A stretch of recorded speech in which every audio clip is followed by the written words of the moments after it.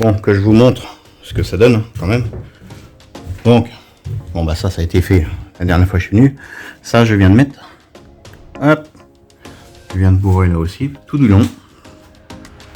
Hop. Jusqu'au bout. Bon, ça chie un peu par terre, mais bon. Ça s'enlève tout seul après, une fois que c'est sec. Faut pas y toucher tant que c'est pas encore sec. Après, ça colle au doigt, ça en fout partout. Une fois que c'est sec, ça s'enlève bien. Que je vous montre pourquoi j'en mets par-dessus. Hein, c'est important. Pourquoi j'ai enlevé déjà, contrairement à d'autres qui aménagent, les grilles qui étaient là. Il y a une tôle, si vous vous souvenez bien, un trou pour une trappe automatique et une grille. Enfin, une plaque en métal, une grille, une plaque en métal. Comme ça tout le long. Et c'était des ouvertures d'aération automatique. Et du coup, je disais sur d'autres vidéos que je sentais de l'air passer. Ce qui est tout à fait normal puisque ça vient de dehors. Puisqu'il y a des trappes. Et en passant la mousse, je voyais même le jour. Donc, je vais vous faire voir que ça fait ça. Vous voyez, on voit dehors. Donc c'est des grilles d'aération comme ça qui donnent sur dehors. Le bus est aéré comme ça, avec des trappes automatiques. Tout du long. Voilà. C'est pour ça que c'est important pour faire avoir une bonne isolation, de boucher les trous et d'en mettre aussi par derrière. Et vous inquiétez pas, même si ça gonfle, ça va gonfler légèrement par les trous d'aération, mais en aucun cas ça ira jusqu'à dehors, puisque la mousse elle est juste posée dessus, et comme ça colle en même temps et ça viendra gonfler par la suite, ça va dépasser, ça va bien s'imprégner, s'accrocher au niveau des trous, mais en aucun cas, comme je disais tout à l'heure, ça ira de l'autre côté. La mousse va pousser par ici, par dessus. Donc le mieux, c'est quand vous mettez la mousse par dessus, c'est de prendre, bon, ça se présente comme ça. Je vais vous faire voir. Hop. Ça se présente comme ceci. On doit le faire tête à l'envers. Et moi, je viens coller contre la paroi. Et le mieux, c'est d'en mettre le long de la paroi, une rangée. Bon, au tout début, quand la bombe elle est neuve, ça va hyper vite. Vous remettez une deuxième rangée en revenant vers le bas. Et c'est suffit, ça gonfle. Et après, ben, quand la bombe commence à être déjà, quand vous avez fait une partie là, après il faut faire 3 rangées. Une rangée là, une deuxième, et vous revenez en troisième. Et vous continuez. Hop. Et pour la totalité du bus, donc, il faut 3 bombes, plus 3 pour la hauteur, automatiquement. Donc ça fait 6, ça fait 12 bombes au total. Ça sert à rien d'en acheter plus, à moins que vous voulez isoler autrement ailleurs. Mais moi pour le moment j'en ai pas besoin, parce que le bas, je vais mettre mon isolant, mais mon isolant, derrière mon isolant, je vais mettre une sorte de laine de roche, imputrescible. Voilà. Allez, je vous laisse, je continue. Après je vais manger. Donc il me reste cette partie là. Hop. Je pense qu'il va même me rester des bombes, parce que là il m'en reste 4 et j'ai déjà fait un côté. Il me reste une partie là, donc le restant des bombes, je pense que je vais peut-être en garder une, on verra bien pour plus tard, et autrement je la finirai par dessus. Je vais attendre que ça gonfle et après je reviendrai en remettre. Allez, c'est parti. Allez, me revoilà. Hop, je vous fais voir ce que j'ai fait. Il est midi 29 et je vais aller manger. Je viens de finir ça. Je viens de vous reprendre. Hop. J'ai fait un petit timelapse de tout ça. Et ça, bien sûr, ça va dégager. Hein. Parce que ça disparaît, je ferme. En tant que camping-cariste, depuis plus de 15 ans, je peux vous garantir que il n'y a pas besoin de lanterneau en haut. Ouais. Lanterneau ou Toaiki, pour ceux qui préfèrent. Les grands Toaiki, comme le camping-car. Parce que je vous garantis que quand il pleut, eh ben, quand il pleut bien, vous entendez plus rien. Vous entendez plus la télé. Non. Non. Donc moi j'élimine ça, il n'y a pas besoin. Je ferme tout. Et ce sera bien isolé. Et on n'entendra rien du tout. En plus, j'aurai des panneaux solaires tout du long. Bien sûr, il y aura 2 lanterneaux en 45 cm carrés. Au carré, hein, pas 45 cm carrés. 45 sur 45. Pour une aération ventilée. Parce que ce sera des turbos ventilés. Au niveau de la cuisine. Comme ça, j'aurai pas besoin de mettre de hotte. Et pour en avoir eu un dans un ancien camping-car, je peux vous garantir que ça marche super bien. J'ai été très content. C'est dommage que celui-ci il soit pas équipé. Enfin bref. Et il y en aura un juste entre la chambre et la salle de bain. Vous voyez, là, la douche. Là, c'est le passage de 80 cm pour accéder à la chambre. Passage ici de plus de 70 cm. Et donc le lanterneau sera juste ici. Comme ça, ça va donner une aération au niveau de la chambre et de la salle de bain. Et comme les deux, on peut faire une sorte de... Il y en a un qu'on pourra mettre, soit ça aspire l'air, ou ça ventile, ça extrait l'air. Et on peut inverser. Donc c'est-à-dire que, mettons, celui de la cuisine, on fait rentrer de l'air. Quand on n'utilise pas la cuisine, bien sûr. Et de celui-ci, on extrait l'air. Comme ça fait une ventilation. Sans compter que j'aurai des bouches d'aération, de chauffage et de clim qui vont ventiler ça aussi. Voilà. Bon, je laisse la mousse agir. Du coup, il me reste une bombe. J'ai utilisé donc 3 et 3, 6. Sur 12 bombes, j'en ai 11 qui ont été utilisées. Voilà. Allez, je vous embête pas plus longtemps à parler avec ça. J'y vais. Allez, à tout à l'heure. Bon, me voici de retour. Après avoir bien mangé. Alors, il est déjà 13h29. Puis 1h. Bon. Donc, comme vous l'entendez, ça, c'est pas encore trop sec. Là, c'est un mou. Ça, c'est ce que j'avais posé la première fois. Donc ça, il faut que j'attende. C'est pas encore sec. Mais cela, je peux couper de là jusqu'à là. Ça, je laisse. Et par contre, le haut, je laisse aussi. Ça faut pas que j'y touche. Tout ce qui est en bas, je peux couper. Faire plus propre. Et je vais attaquer le couloir. Comme ça, ce sera fait. Je fais le couloir. Et ensuite, je fais mes barres. Allez, go. C'est parti. Je vous fais un petit time-lapse. Allez. À terre.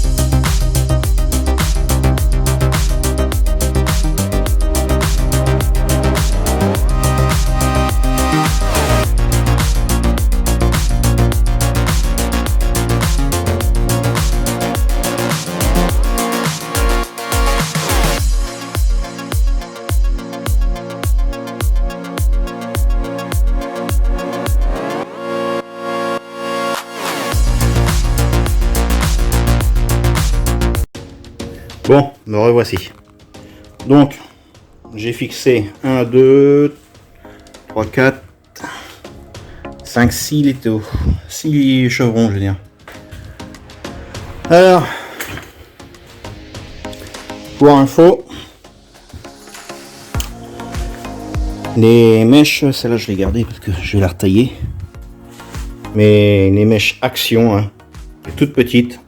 J'ai utilisé la grosse, ça me semblait super bien, ça perçait bien tout, ça bougeait pas. Alors les petites, c'est de la merde. Ça pète comme du verre. Ouais, sans forcer, ça casse comme du verre. Faut faire très attention. Donc je vous déconseille ça. Bon, peut-être que ceux-là vont mieux résister. Mais en tout cas les fines, ça pète comme du verre. Alors j'explique même pas cela. Hein. Il y a intérêt d'être vraiment minutieux sur ce qu'on veut faire. Enfin bref. Donc là, j'ai mis un chevron pour lever la toiture. Comme ça, je vais plier mes barres de fer en fonction de la courbure que je veux obtenir. Là, je suis à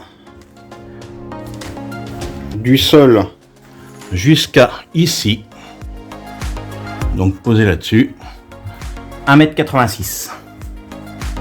Alors pour info aussi, petite information, je voulais vous en parler depuis un petit moment.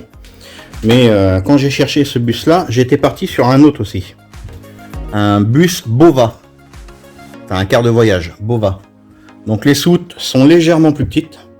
Quand je dis légèrement plus petites, c'est-à-dire que déjà d'une, ça s'ouvre pas comme les Renault là. Les Iliad. Ça s'ouvre, c'est des trappes qui s'ouvrent comme les...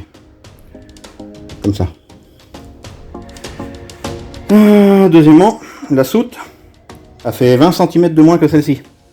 C'est-à-dire que le creux que vous avez là, au niveau des sièges, le couloir, et ben sur le Bova, vous ne l'avez pas. C'est peut-être plus petit, mais du coup, vous avez un plancher plat, direct, vous n'avez pas de couloir. Vous avez un plancher plat directement sous les sièges, donc vous avez, une fois que vous enlevez les sièges, c'est comme si vous n'avez pas de couloir, tout est plat. Et vous avez une hauteur sous plafond de 1,94 m, sans enlever ce qu'ils ont mis en isolation. 1,94 m, tel que vous voyez dans le bus. Donc quasiment 1,95 m. Donc pour ceux que ça intéresse, moi j'ai pas pris parce que ceux que j'ai trouvés ils étaient vraiment en mauvais état. Ouais. Mais ça se trouve. Ouais. Il y en a sur le marché. Ils font 12 mètres pour 2,50 m de large comme celui-ci. Et donc il y a juste à demander le carré barré et ensuite vous attaquez. Mais sachez que c'est possible si pour ceux qui veulent, mais moi j'ai préféré celui-ci parce que j'aime bien le Renault Iliad et il a des soutes plus grandes. Pour ce que je veux faire, c'est ce que je voulais. Donc avis aux amateurs, sachez que les Bova, c'est en motorisation DAF. Ça dépend des modèles. Il y en a qui sont en DAF, moteur Mercedes ou moteur... je sais plus si c'est Volvo, je suis pas sûr. Mais en tout cas, ce qui est sûr, c'est qu'il y a des moteurs DAF et moteurs Mercedes. Suivant l'année et la motorisation. Voilà. Donc à vous de jouer. C'est sûr que vous n'aurez pas ça à faire si vous avez un Bova. Vous n'avez pas à relever le plafond comme je vais faire, à mettre les renforts. Et voilà. Pour le choix de garder les fenêtres, c'est parce que je veux que ça fasse pas camping-car extérieurement. Deuxièmement, c'est même pas la raison, mais enfin bon, c'est un gain de temps et d'argent. Mais je trouve que ça fait plus classe de garder les fenêtres.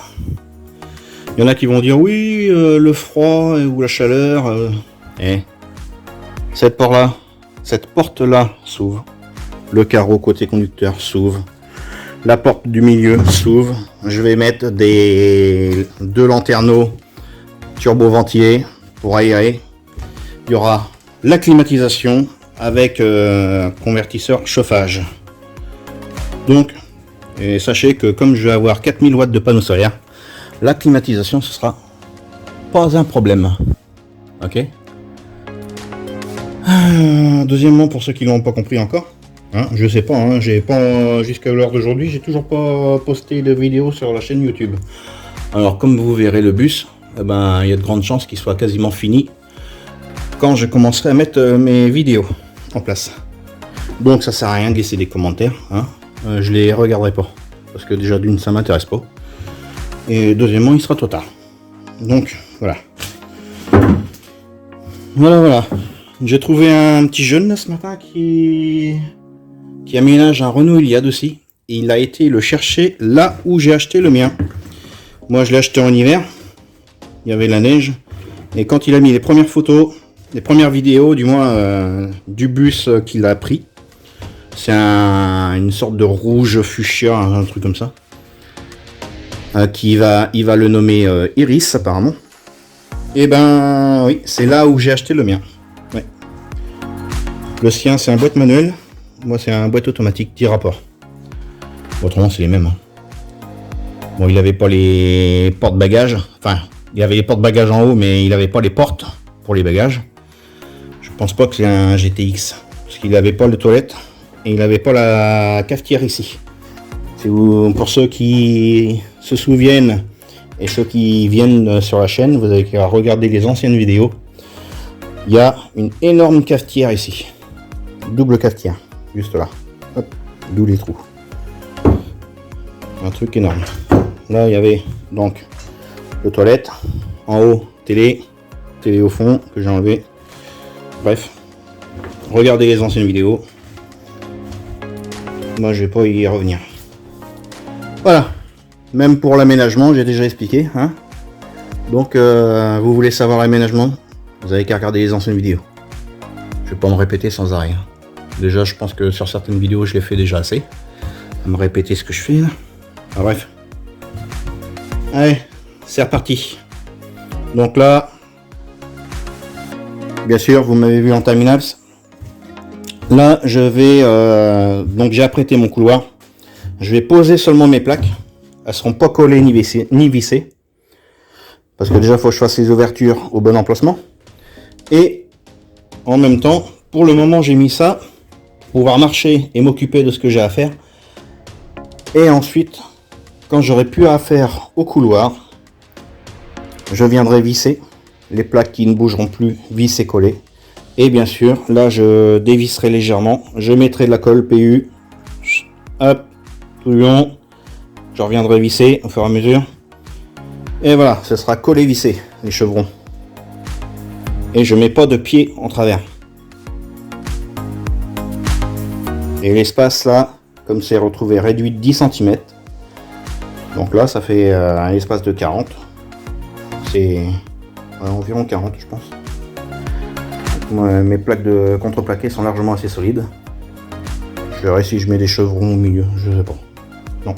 Mais en tout cas, ce qui est dessous, je mets rien du tout. Comme ça, si jamais il faut accéder aux trappes, il n'y aura pas besoin de les retirer. On les lève, on les glisse. Hop, et terminé. Bon là, j'ai tout laissé là derrière, c'est beau là. C'est pour ça qu'il manque les vis et les rondelles comme ça là. Donc voilà, la plaque il n'y aura plus qu'à la lever et à la coulisser. Là c'est au niveau de la salle de bain, pareil, dans un sens ou de l'autre. Au moins il n'y aura rien qui va gêner dans le couloir central. Voilà. Allez, c'est parti. Il fait super beau, je suis content. Ouais, les beaux jours sont là, c'est motivant. Allez, je vous saoule pas plus longtemps, je recommence à bosser. La chaîne que j'ai vue là, le petit jeune, c'est... comment que c'est déjà le titre? Il y a deux, c'est Team 2 Escape. Alors, vous n'avez qu'à chercher, vous le trouverez. Team 2 Escape. Ouais. Voilà. Allez, c'est parti.